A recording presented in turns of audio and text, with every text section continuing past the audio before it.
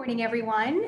My name is Jamie Dare. I am the Director of Advertising with the Arizona Office of Tourism, and I will be the moderator today for this session, which is the Path Forward, Tools for Destination Recovery Planning.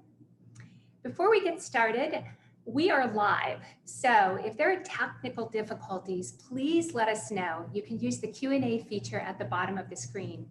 Plus, please ask questions during or after the session and use that Q&A feature to submit them. All right, so before we get started, I want to tell you a little bit about our presenter. In his role, Matthew Landcamer, Principal Travel and Tourism Lead with Cohorts Group, has worked with tourism organizations at every scale.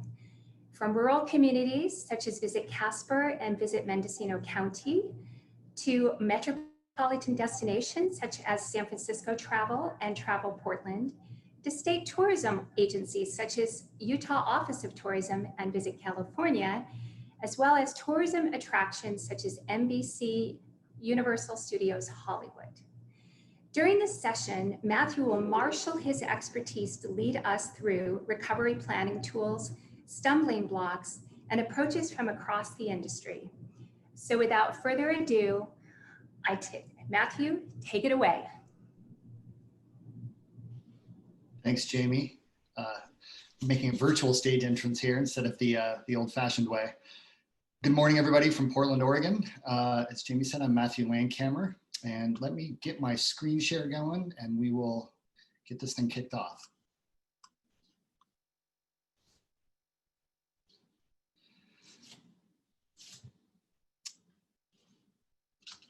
So first, a little bit about Cohorts. I know most of you, maybe all of you, heard Trevor Cartwright speak yesterday about Arizona's recovery plan. He is the founder of Cohorts Group, where I work, but we're a management consulting firm based in Portland, Oregon, and we work in the travel and tourism industry across the country. It's our primary area of work. It's not the only work we do, but it's about half of the work we do. And so you can see on the map there, we work at the state level, at the county level, and at the local level across the US, mostly with destination marketing and management organizations. And just for a second, I want to share this, not because I like looking at a large photo of myself, but it's got the contact information. So if any of you want to follow me on Twitter or want to reach out via email after the presentation, please feel free to do so. So I'm going to take you through a toolkit today that we developed with the idea of helping the industry. When the coronavirus pandemic started, we were a little befuddled as to what we could do to help. And then it came to us that there are a lot of destinations that needed some guidance on how to plan their way through this, but may not have the resources right now to pay for that. And so we decided to put together a toolkit that could be self-facilitated by these destinations to help them think about their future and think about how they're going to get through this troubled time. So in a way, this was our gift to the industry. These are our friends, these are colleagues we've worked with, and they're our clients, and we want all of them to succeed and survive and come out on the other side even stronger. So there's a little bit of self-interest there as well. The industry is important to us and our work. So that's what the toolkit was born out of, and it has been free now for a couple of months, and it will be free, I believe, for a few more weeks. So if you do want to download the toolkit, we can get you a link and encourage you to do that soon while it's still free. So let me give you an overview of what's in the toolkit. It's broken into 4 sections: EPAL, Evaluate is the first module, and that's really about getting to know the lay of the land in your destination. And this is thought of from the perspective of the destination specifically and not the DMO itself or the destination management organization itself. So thinking about the whole of the destination, what's going on, what are the current crisis points, and what are some paths forward. The Prioritize module then helps you to sort of sort through what you can do and in what order. The Activate module gives you some tools to help you bring those strategies to life. And then the Lead module gives you some tools to help you lead through the implementation of this. And we think of this as a cyclical sort of thing. And I'll show that graphically later in the presentation. But the way this crisis is playing out, this isn't going to be just a single dip of a recession, of a retraction, and then back up. It's probably going to start to look more like an EKG, where it's going to be peaks and valleys. And so riding that wave and those cycles of opening up and shutting down that are likely to happen means this tool needs to be used, or these sets of tools need to be used in a cyclical manner. So we'll talk more about that later. I'm going to go through each module and give a little bit of detail of the tools that are in it and what they're for. And again, use that Q&A feature at the bottom of your screen if you want to add any questions for the Q&A that we'll have at the end here. So the first module, Evaluate, has 5 tools in it. The first one is stakeholder engagement. This is about talking to your community, your destination community, and understanding what's going on out there. Where are people struggling? What are their needs? So that you can start to plan. This is the absolute first thing you need to do. This is the basis for effective planning, is understanding the lay of the land.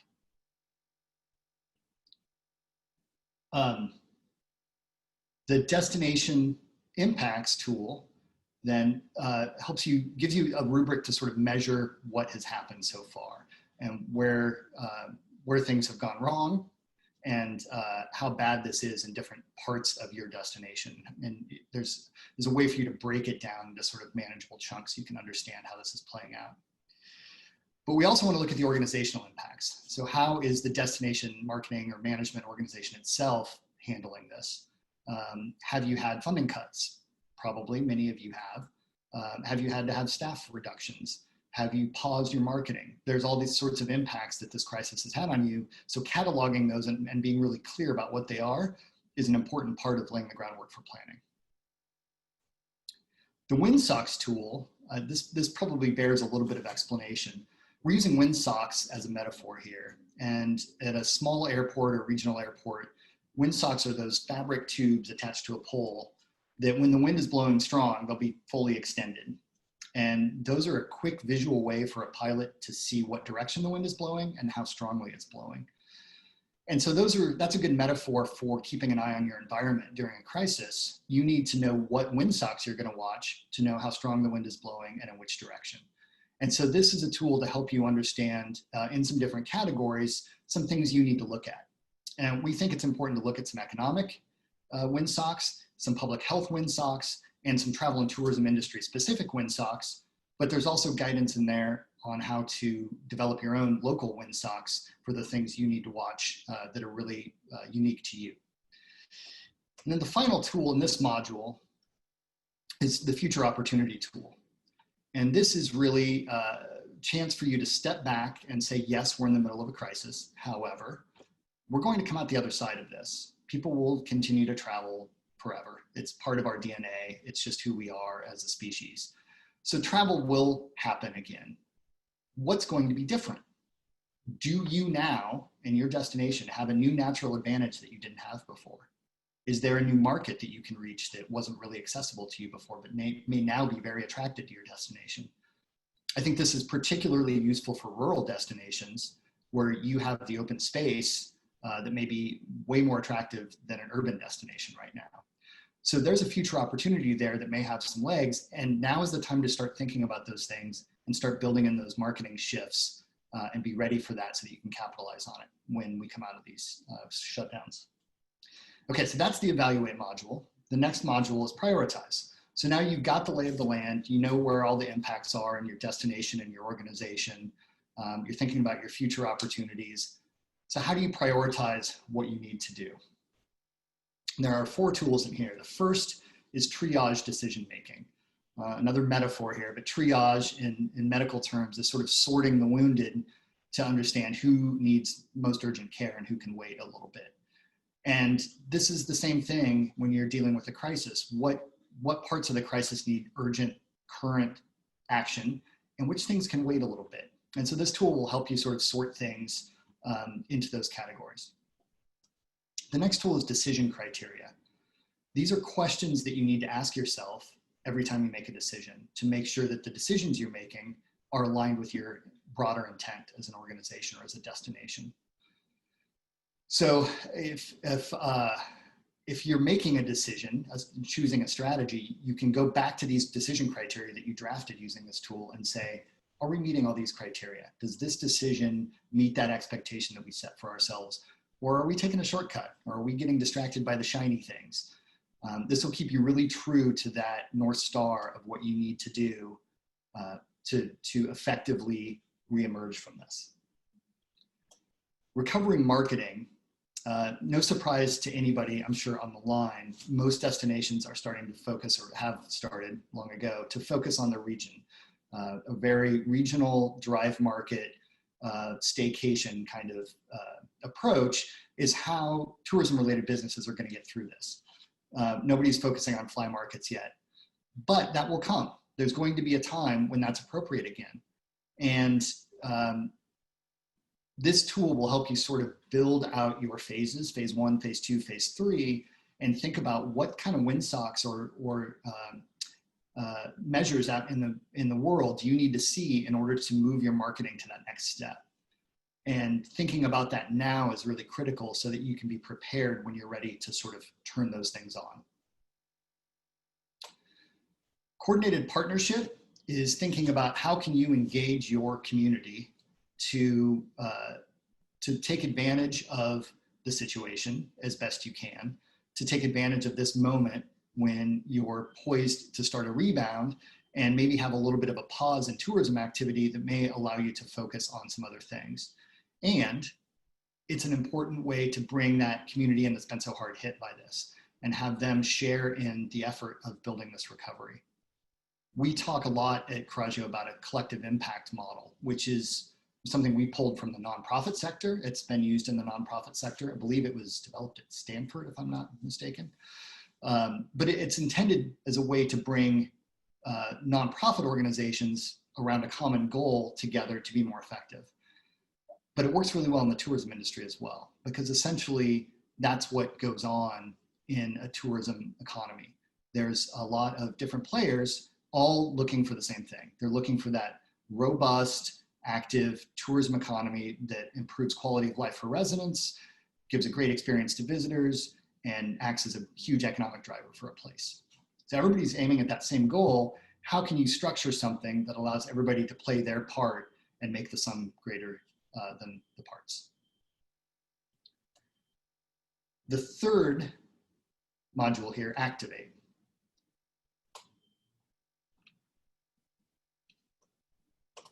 We've got 3 tools here. The first is talent needs. So thinking now about, you've got your situation, you've prioritized some of your activities. Now you need to know, what do you need in order to make those things come true? And the first thing you need to think about is talent. And if you're a DMO, this is your internal team, but this also applies if you're a tourism-related business or another tourism-related organization. What kinds of skills do you need on your team going forward? They may be very different than what you needed 6 months ago. For instance, group sales and conference sales are, of course, way down or completely shuttered, depending on where you are. So you need less of those skills right now, but you may need more community engagement skills. So thinking about the talent needs that you have, and this isn't necessarily about switching out individuals, it may be about saying, how can we take the work this person was doing and reposition them to do some other work? Maybe they need a little bit of professional development really quick, a little bit of training, but how can we redeploy our talent to serve the needs we have now and those needs we anticipate in the next 6, 12, 18 months as this recovery unfolds? So this tool will help you identify your gaps and start to fill in where you have some needs. Rapid response teams are a way to break the red tape logjam or step outside of an existing sort of decision-making hierarchy and be able to make decisions in a much faster way. So this is about forming teams that have some empowerment to them, that are able to make decisions without a lot of double checking. This takes some guts to set these up, but if you're going to respond to things in real time, having teams like this positioned, ready to go, and with an understanding that they have the charter to make those decisions can really make those things more effective and more quick, importantly. And then third, recovery resources. This is a list of federal resources primarily, but also some state resources, and also pointing towards some nonprofit sector resources that you can look to. Now, this list was compiled a bit ago. There's maybe been a little bit of change since then, but most of these things I believe are still active. These are probably things that you found other places by this point, but they are listed in here just as a resource. Here's where you can look to try to find funding to do some of these things. And also not just funding, but also information resources. Okay, which brings us to the final module, lead. And there are 5 tools in this one. Organizational restructuring. Unfortunately, too many of our friends in the tourism industry have had to reduce their staffs during this time. And then there becomes a question of, do we need a new structure? Do we need different lines of reporting? Do we need different roles perhaps than we've had? This is much different than looking at your talent. This is really looking at the organization as a system in a bigger way. This is the biggest tool in the toolkit. I think it's 11 pages long, and that's for a reason. This is something you do not enter into lightly. It really should be a last resort. A lot of people think they can jump to a structure solution when in fact their challenge might have to do with processes, or might have to do with leadership, or something else. And it's fun to play with organizational boxes on a flow chart, but you're messing with people's lives when you restructure an organization, with their work lives at least. And so we really encourage this to be done with great caution. Sometimes it is absolutely what needs to be done, but it needs to be done really thoughtfully and really with a lot of consideration. So it's a really robust tool that's going to take you some time to go through, but it'll help you figure out if that's the right thing to do for your organization. Impact tracking. We talked earlier about WinSox. This is a little bit different because this is finding a way, setting up a system to measure your impact of the strategies you're deploying. So as the recovery unfolds over the next, I don't know how long, let's say 12 to 18 months, how are you going to keep track of the impact that your actions are having so that you know whether or not to course correct? So this is just a tool that helps you think through that, get a system set up, and agree on what you're going to measure to make sure you're staying on track. Change leadership, this is something that's near and dear to my heart. I'm certified in ProSci change management. It's one of my areas of expertise at Coraggio. And this is a methodology that helps leaders, helps organizations manage through a difficult change. So whether that's a restructuring, or just that we're operating differently now, that we're marketing to different folks, or we're marketing differently. People can only take so much change at a time, and your team members have a lot of change going on in their personal lives, undoubtedly, with the pandemic. And so this is about being really conscientious about how much change can people absorb, and how are you pacing that change, and how are you effectively communicating that change out so that people are bought in and following along. And then crisis communication. So if change leadership happens on the inside of the organization, crisis communications happens on the outside of the organization. And this is a framework that will help you think about how you're going to, on an ongoing basis, communicate to those stakeholders, your broader audience, your residents, et cetera, about what's going on. I know you probably all have had to do some of this already, but as this thing continues, this is a tool that can help you get sharper with that if you need to. And the final tool, my favorite, resilient organization. There are some practices that you can employ to become a more resilient individual. And there are things that organizations can do to become more resilient themselves. And when I talk about resilience, I'm thinking about strength combined with flexibility. This isn't about rigidity. This isn't about being made of steel. This is about being very flexible, more like a steel cable, perhaps. So this tool gives you a sort of path that as an individual, you can think about what are steps I can take to be more resilient, especially if you're leading an organization, that can be really important. But also to think about what are the things we can do as an organization to be more resilient. For instance, one of the things in here is about being ruthless about looking at the truth, using data to inform your decisions and not just confirm your biases is part of being resilient. You need to be able to face reality in order to make good decisions in a time of crisis. So that's just one example, but this is less of a tool and more of sort of instruction on how to be more resilient through all this. So how would you use this toolkit? Well, like I said at the beginning, this is meant to be self-facilitated. So destination of any size can take this toolkit, choose the tools that are most appropriate for them, and then sit down and work through those worksheets that are in the workbook and come up with some answers and form their own plan. That's how it's meant to be used. But as I mentioned earlier, we're thinking about this as a sort of cyclical recovery where things are going to come and go. And so you may do some evaluation at the beginning, prioritize some strategies, activate those strategies, and then lead through the change for a while. But then things are going to shift and you're going to need to reevaluate and reprioritize and then activate again and lead through that again. And we think this is going to be a cycle. So some of these tools you may use more than once. You may come back to them again and again. Given that the situation has changed, how would we answer these questions differently? The other thing to think about is the tools themselves. They're organized, each tool has an introductory paragraph that gives you a little breakdown of what the tool is about. And then there's a set of questions that ask, is this tool right for my organization? And if you answer yes to most or all of those questions, then it might be a good option to use. And if you answer no to most of them, that tool may not be for you, and that's okay. We expect that people who use this toolkit will not use all the tools. A bigger, more robust organization may use most of them. A very small rural destination may just use a handful. And that's the idea with the toolkit, is it's scalable depending on what your needs are. But the tools themselves, introductory, the questions, is this right for my organization? And then some of them are broken into parts that are labeled. So the first part, you do this, and there's usually some worksheets or questions for you to answer. And you can either just write in a printed out version of the toolkit, or form your own Excel document if you need to do it in a more complex way.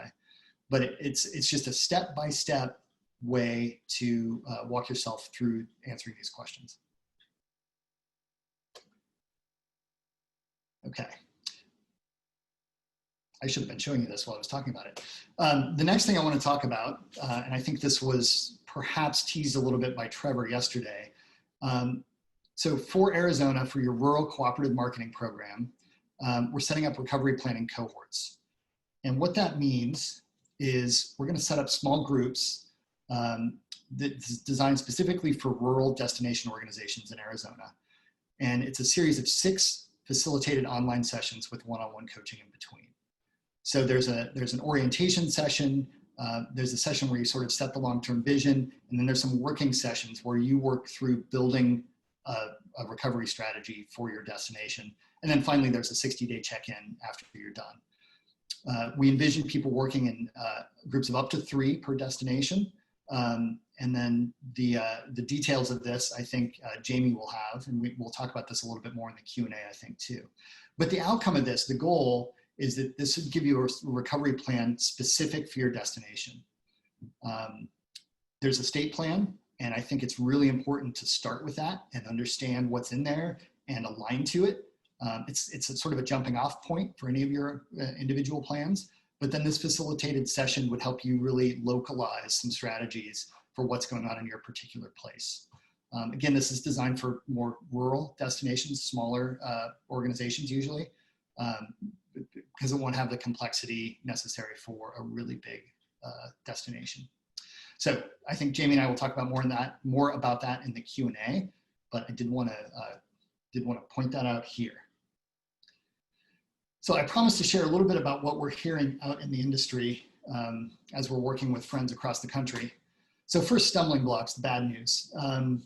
Funding cuts and reduced organizational capacity. I've already said this a couple times. It's happened to far too many, and in some cases, just devastatingly huge cuts. Hopefully that will come back, but I think some of those organizations will never be the same. They're gonna, even when they come back, they'll end up hiring different people, and it will completely change the way they operate. So this has been a really radical change for a lot of destinations. Threat of assets not reopening. there are parts of your experience as a destination that are privately owned businesses, and they're struggling during this. And so there's a huge threat that a lot of the things that you count on as a destination to draw your visitors may not be there on the other side of this crisis. And I think destinations everywhere are sort of scrambling to see what they can do to help to try to keep some of those places in business, restaurants and attractions that you count on. Unclear timelines to reopening. Even when there have been clear timelines, sometimes those change. They get rolled back, they get paused. I know that's been true for us here where we live in Portland, and I've seen news stories about it happening all over the place. I don't think this is going to be a smooth, linear recovery or reopening for anybody. I think we're going to surge ahead and fall back and go sideways. And it's going to be, for an organization who's trying to plan how to market to visitors, it's going to be a very challenging, dynamic situation for the foreseeable future. Threat of cyclical lockdowns, and sort of related to what I was just saying. I think as we've seen resurgence of cases, we've seen a lot of states and municipalities take a step back and say, okay, now we're going back to where we were, or now we're imposing a mask order when we didn't before. So this is a dynamic situation for your visitors to navigate. It's also an emotionally very dynamic situation for your residents to navigate. I'll talk about that in a minute too. Slow economic re-engagement. So even where things have opened up, say where restaurants have opened up, residents and visitors are still pretty reticent to jump in at the same volume they were before. So even though things are opening up, that opening is maybe slower than we anticipated. I think there's a lot of fear driving that. Destination brand deterioration. I mean, I probably am preaching to the choir when I'm talking to Arizona. I think there are threats that there will be lingering damage from perceptions that are formed during this pandemic about places. And I hope you're not the victim of that. But I think people everywhere in destination organizations are concerned about that. How will what happens during this pandemic affect the way people think about this place for years to come? And it's something to really be careful about and to message very carefully to try to overcome those perceptions if necessary. Different alignments by stakeholders on timing.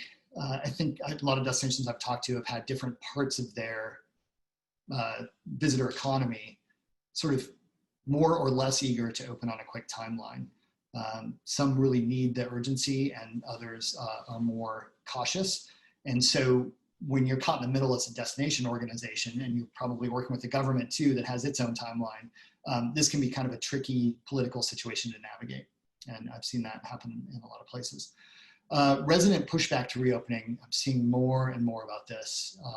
And this is a really, really important thing for folks in our industry to keep our eye on. Before all of this happened, a lot of places were worrying about over-tourism.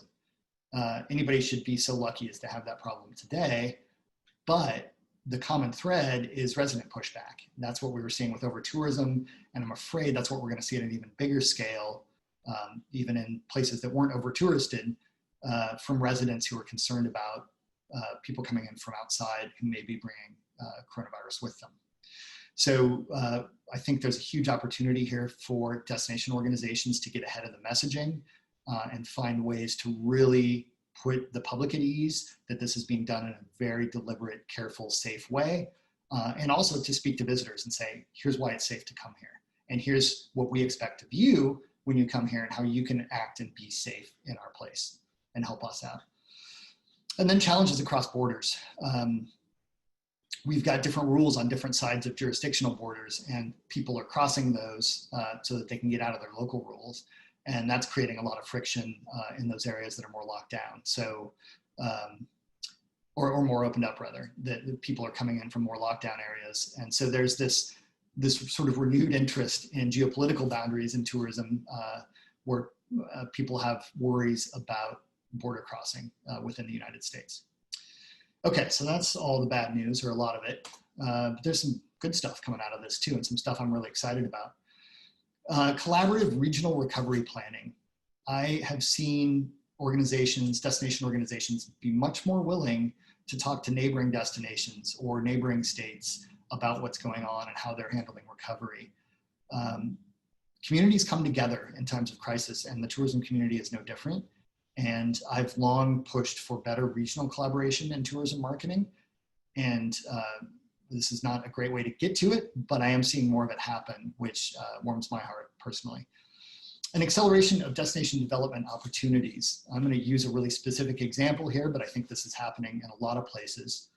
We helped Santa Monica, California do what they call an experience management plan. It's essentially a destination development plan aimed at maintaining a great quality of life for residents and a great experience for visitors. We completed that not too long before the coronavirus pandemic hit. And what they've realized is a lot of the strategies that they laid out in that plan are things that the city was doing short term to try to keep restaurants alive, like sidewalk dining and that sort of thing. And so they're in really active conversation with the city, and we're sort of working with them to find those alignments and to try to make some of those changes permanent while they've been implemented. So if restaurants are building sidewalk cafes now in order to be able to serve clients in the open air, wouldn't it be great if we can make those permanent because they impact the quality of life in the city and lead to that sort of street cafe vibe that Santa Monica loves. So there's never been a time when I think how obvious it's been how much economic impact tourism provides. I think municipalities everywhere are realizing how much they took for granted, and there are opportunities to make some changes now in the midst of this that long-term will provide benefits to you as a destination. Pivot to drive market is, it's a necessity right now. That's how folks are surviving, and that's how they're helping their tourism-related businesses survive.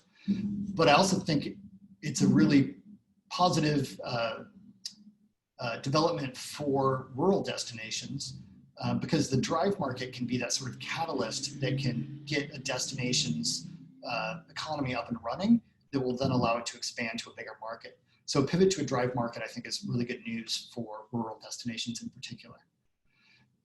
Which goes to the next one, the pivot to rural tourism. I think those two things are intertwined, but rural areas, like I said earlier, may just feel a little more attractive right now, a little more open space.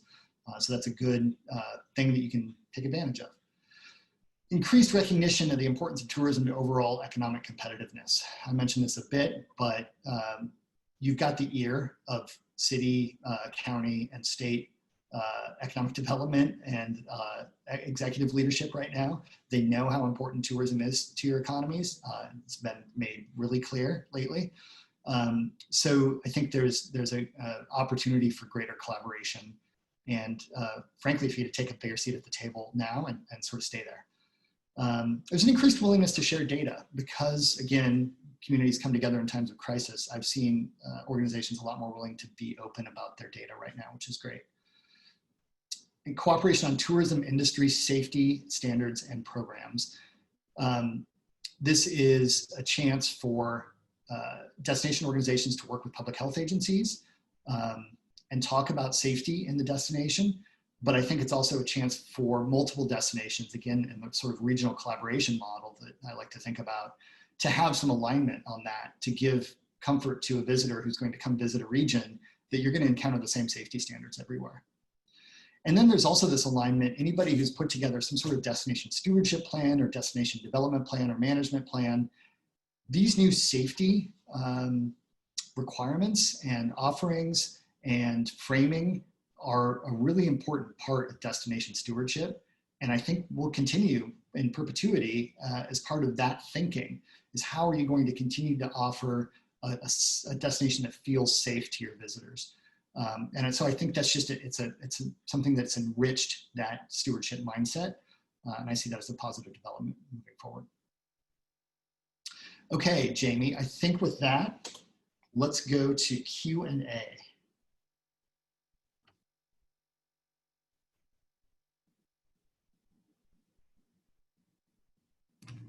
Hello, I'm back.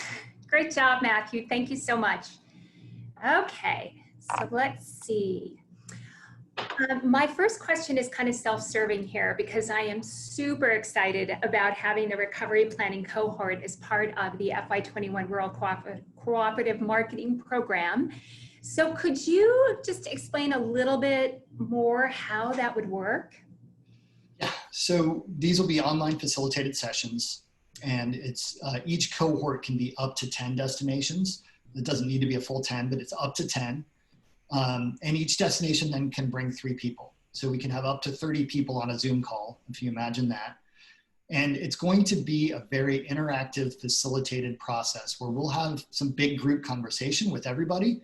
And that would look like Coraggio sharing some information, framing some things up, giving you some things to think about, and then maybe setting up an activity. And then we put you into Zoom breakouts. And if you've never done those, they work really well. They're pretty cool. It's just like a real breakout. All of a sudden you're in a smaller room with some other people, but your destination can then go into a breakout, and we're going to assign a Coraggio coach to each destination. Now, a couple of destinations may share a coach, but your coach will be coming in and out of your breakout room and making sure that you don't have any questions about the exercise. But you're going to be there working with your colleagues to fill out some things and sort of build a plan as we go. And then we'll come back into the big room and talk about it and share learnings and challenges we're now thinking about that'll allow you to go back and refine those things. So it's a guided process where you develop your own plan. It's a little less directly facilitated than what Coraggio does when we're working one-on-one with somebody. But we also recognize that by building a cohort and having multiple destinations working together, they're going to learn from each other. And so it's going to be structured to have those conversations between destinations. So you've got a lot of shared challenges right now, right? And this is a chance to learn from each other and sort of cheer each other on as well. So that happens over a series of 5 working sessions. And then there's a 6th session that's 60 days later that's a check-in where everybody comes back and we sort of make sure everybody's implementation is getting kicked off and it's on track and that sort of thing. Perfect. Excellent. Yeah. Okay, so we're kind of, we're looking at the questions here.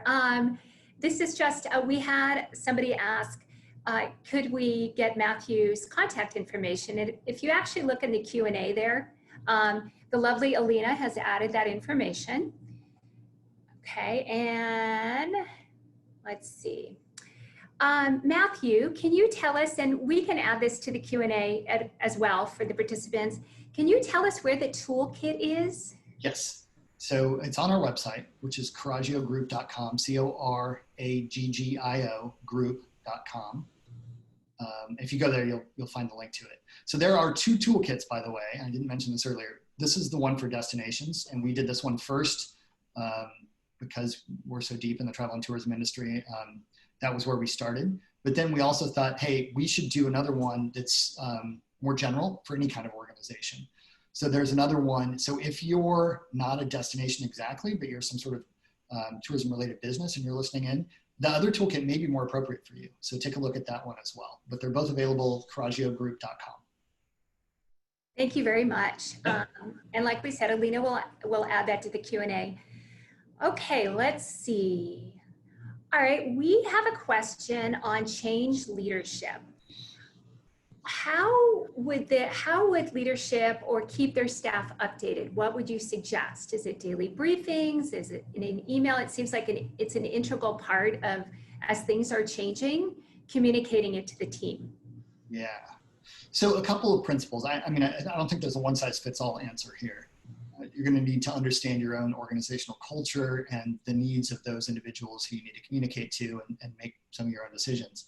But there are some principles that you can think about that will make this more useful. One of the things that change management methodology really focuses on is who's sending what messages and how can they best be heard. And for most people, especially if there's some emotional content to the message or it's something about change, they can hear it best from their direct supervisor in a one-on-one conversation. So if you're communicating something that's kind of delicate or that has maybe some emotional impact or is a big change, think about structuring it in such a way that each person can hear directly from that person they report to. If you have multiple hierarchical layers, just an email blast from the CEO might not be the way to go because people want to hear directly from that person they have a more close relationship with. For more general information, those communications from the CEO are great. And for policy changes, that might be great as well. So you can also double those things up. So you can have individual conversations with people, and then once those have all happened, there's a message from the CEO reinforcing all of that and saying, you've all heard from your supervisors at this point, but here's how we're moving forward. Here's why we made the decision. So there's a couple of things. I also encourage organizations, and this is a general rule, not just right now, but think about what needs to be part of a staff meeting and what can be better served in an email, and start to build some discipline around separating the two. I think organizations kind of lean one way or the other. Either they try to do everything by email, or they try to cover everything in their staff meetings. And I think finding a really good balance between the two and aligning on what is best communicated in what medium will pay dividends. And it allows you more time. You should think about team meetings or staff meetings as a chance to have some time to have open conversation about things. Whereas things that are just a pushing out of communication, usually that's going to work better either in an email or in smaller communications. Very good, thank you. Yep. Okay, next question. When using the toolkit, who should be involved in the implementation of that? Yeah, everybody. So the very first tool in the toolkit is the stakeholder engagement, and that's going to encourage you to think about your ecosystem and your destination, who's out there that has some skin in the game for the tourism economy. And so that might be your Chamber of Commerce. It might be if you have a Main Street organization, city government, certainly. And then, do you have a restaurant association or a hotel association, or what are those tourism related organizations? And then some business owners. So that's a pretty big group, and you don't need to necessarily bring everybody to the table. But if you are going to form a little bit of a cohort locally to do some planning, I would encourage you to think outside of the destination organization and bring some of those folks in. Just to go back to an example I used during the presentation, when we did planning with Santa Monica, the city and Santa Monica Travel and Tourism actually co-funded that plan, which was great. They both had money in it. The core team that made the decisions on the plan was three folks from the city and 3 folks from SMTT. And then we had this broader group of stakeholders that we did planning with. That was about 20 or so folks that included those 6, but had more. And those were hotel owners and Main Street folks and restaurateurs. And so we had a way to engage a bigger community, but we also knew who the decision makers were, and there was some shared power there. So I would encourage you, to the degree it's possible, to expand your circle as much as you can. And in fact, that may mean expanding your circle to a neighboring destination. If you've got some complementary things to offer, planning recovery together could be really powerful. Mm-hmm. Agreed. Okay. How often do you suggest you monitor the wind socks and possibly adjust? Yeah, most of these, I think it's probably realistically monthly. Some of these wind socks you'll be able to get data on weekly if you're looking at case loads or ICU overhead or things like that in your destination. But I think monthly is probably going to be adequate, or maybe twice a month for most places in order to be prepared for changes. Do you see any synergy between rural and urban suburban destination? Is there a benefit to each side in engaging in these collaborations? Between urban and suburban, yeah. Yeah, well, I mean, I've already tipped my hand. I'm a believer in regional collaboration, right? So, so yes, I think that's really important. And I think there's probably, right now, I think folks still want to go to cities. They still want to enjoy some of the amenities that cities have to offer, but they may not want to stay in cities. And I know that's tough economically for the cities, whose hotels may not be as full. But, whether that's short-term rentals in the suburbs or more suburban hotels, I'm anticipating that we're going to see a little bit of that.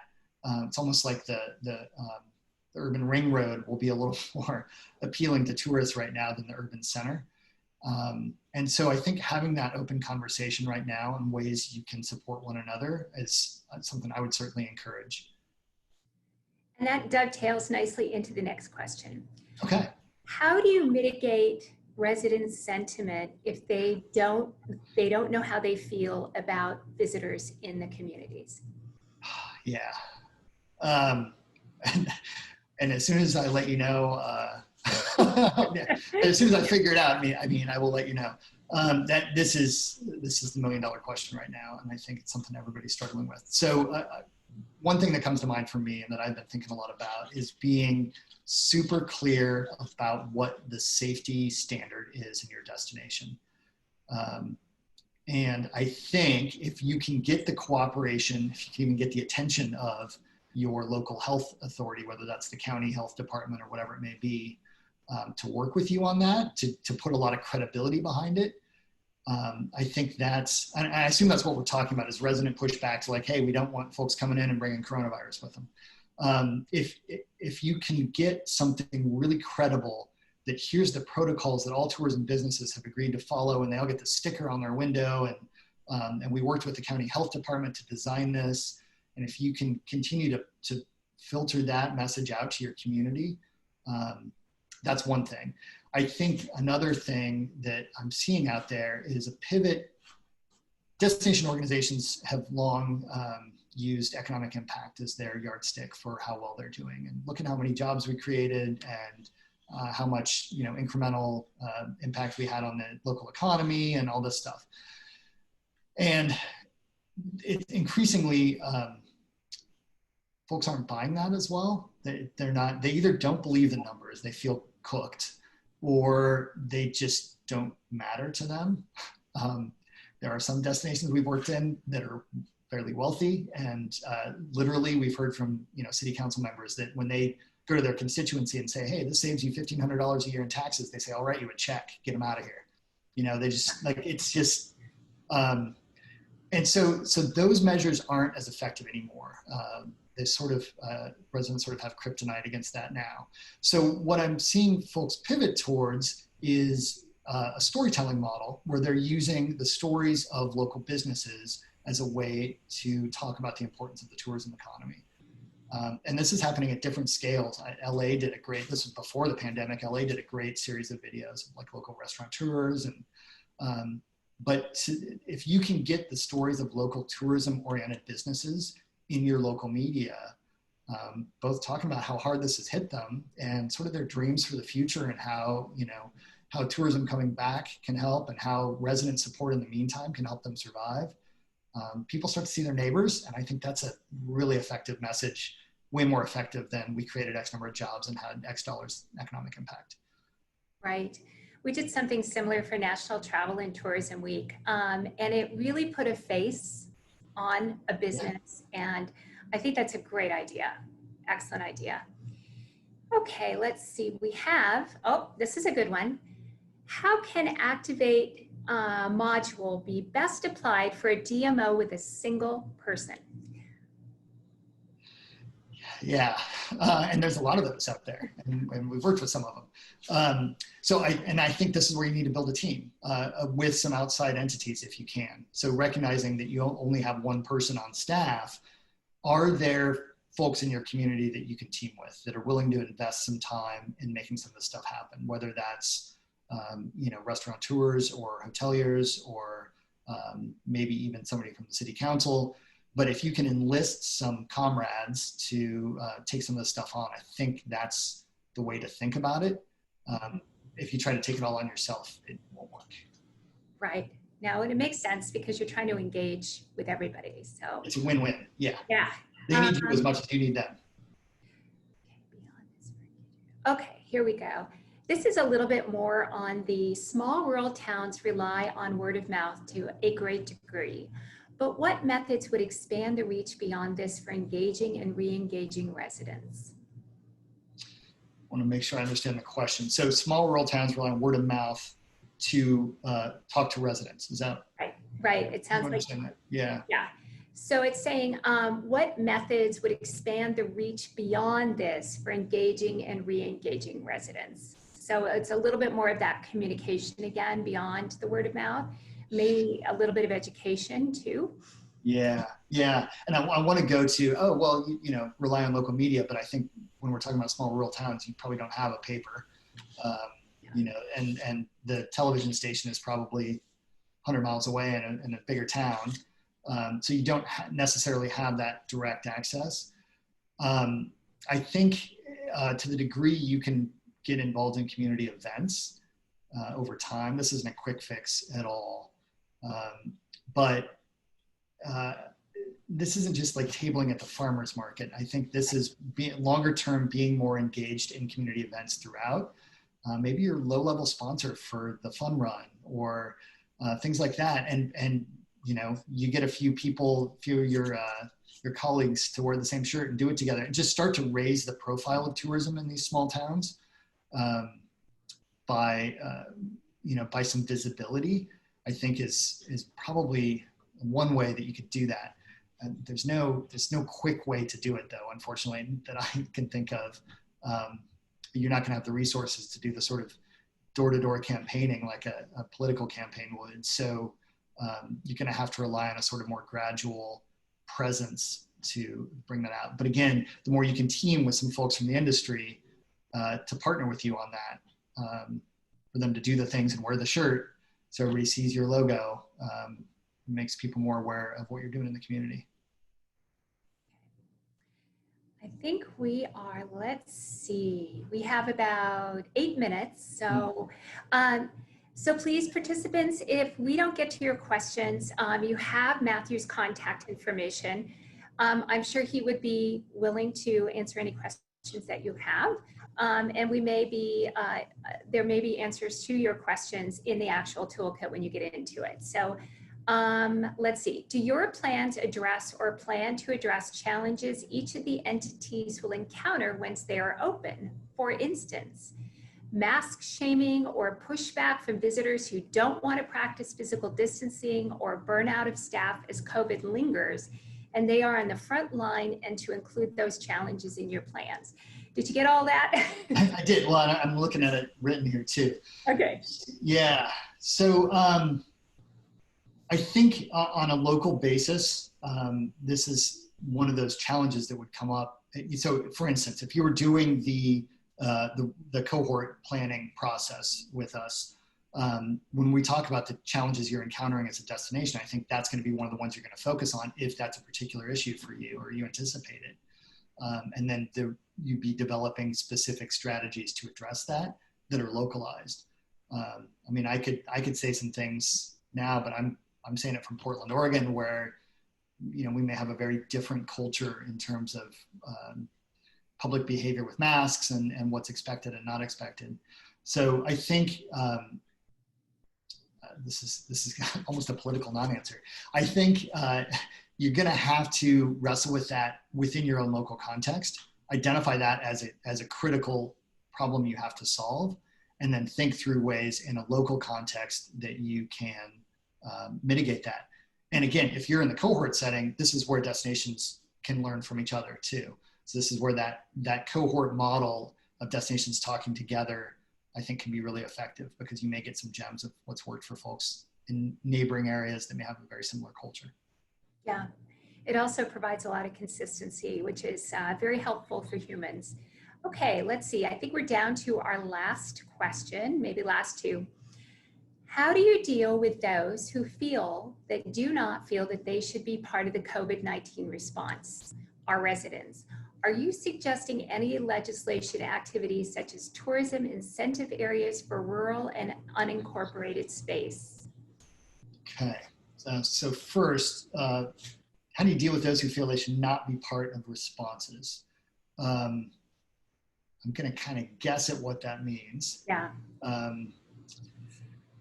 So this may be, there are, I understand, there are some who don't actually believe that this is as big of a problem as is being said. So how to engage, man, you're asking the tough questions. So here's one principle I think that that may be appropriate here. I don't think you're going to be able to shame people into compliance. It's just not a way to change human behavior. So it's going to require persuasion and probably listening, and then I think also to the degree you can make a case that is emotional, because you're most likely dealing with an emotional response. And so trying to respond with logic or data is probably not going to be effective. But understanding perhaps what's at the root of an emotional response and crafting messages and approaches that address that first, so that then you can talk about the behavior, may be a more effective way to approach that. So I'm taking that out of the specific context and talking more generally, but I think you're not going to logic argument your way out of that one. I think it's got to be more emotional from the heart. Okay, let's see. Okay, what was the second part of that question? Sorry, there's something. Okay, let's see. Oh, here we go. Let's see. Legislation activity. Yes. Tourism incentive areas for rural and unincorporated. Yeah, so I've been hearing about this a bit. I probably should have put it on the trends piece now that you mention it. I think there's even some legislation being floated both in Sacramento and in Salem, Oregon, to perhaps start to create some funding districts in those states that are recovery districts, so it's temporary funding. If that's something that would go over locally, and if it's, I don't know what the laws are in Arizona.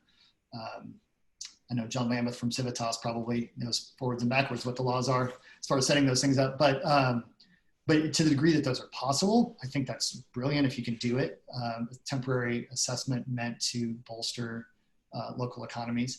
I think there's a lot of grant money out there right now, and finding creative ways to access that and deploy that on a local scale, to whether it's to keep your those important asset businesses in business, or to sort of reinvigorate the marketing for the area. If you can find ways to get to those resources and find partners who can help you do that, that could be really effective too. But I like the idea of districts if you can make it work. Okay, one last question here and then a comment. What caution should we have when it comes to possible tourist overgrazing in an outdoor offerings? And this sounds like this would be one of the things that we need to talk about, figure out strategies. Yeah, I've got a new phrase now: tourist overgrazing. It's so evocative. All kinds of things, right? So evocative. Yeah. So cautions for whom, I think, is my question about the question. So we do, I think there is a risk to rural destinations, and maybe this is where the question is headed. Yeah. Over-tourism looks different in a rural destination than it does in an urban destination. This isn't packed streets or overflowing museums. It's, maybe it's fragile ecosystems that are getting trampled a little bit. So one approach that a lot of destinations are taking these days are these sort of visitor pledges, which seem to be somewhat effective in some places. And these are typically in outdoor spaces where there's a risk to more natural assets. So promoting travel while asking your visitors to be really responsible is a pretty fine line to walk, because you don't want to insult them. But if you can enlist them as an ally in preserving your place, I think that's a really valuable thing if you can pull it off. And I know in some cases, destinations have had to sort of, stagger attendance and limit attendance. And while that may seem counterintuitive, I think it may actually increase demand in some cases because it becomes exclusive. It's behind the velvet rope, so to speak. So there's I think a delicate balance to walk there as well, to be careful not to inadvertently make something a little more attractive when you're trying to actually slow down traffic. Right. Exactly. Stay tuned for more information in the next month about our Leave No Trace partnership. We had one comment here that is wonderful. Our person says, we had success with weekly community meetings where people can call in and hear updates, express concerns. Love it. That's a terrific idea. Yeah. Awesome. Yeah. All right. Well, as was mentioned yesterday, recordings of the presentation will be available, and I believe that was tomorrow, or is that today? In Tourism Tuesday. So on Tuesday. So thank you very much, everyone. The next session is at 10:15. So we will see you then. And Matthew, thank you so much for joining us. Really appreciate it. Thank you, Jamie. It's been fun. All right. Have a great day, you guys. Stay safe.